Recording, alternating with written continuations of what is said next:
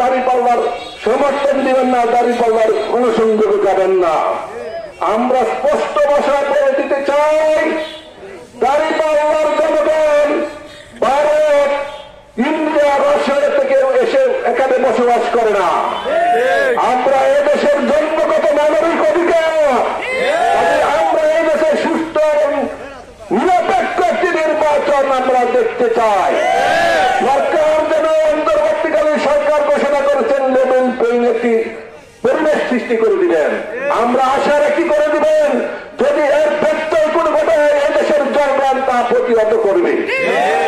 আমি প্রধান অতিথি এখানে উপস্থিত আছেন, তিনি কথা বলবেন।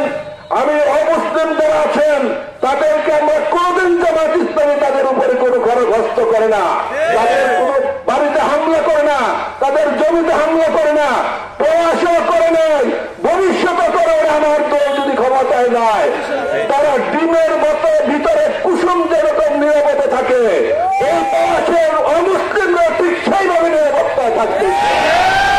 কোনো ভয়ের কারণ নাই। আমি সবাইকে ধন্যবাদ জানিয়ে দাঁড়িপাল্লাকে সমর্থন দিয়ে বিদায় করার উদাত্ত জানিয়ে আমার বক্তব্য শেষ করছি। আসসালামু আলাইকুম ওয়া রাহমাতুল্লাহ।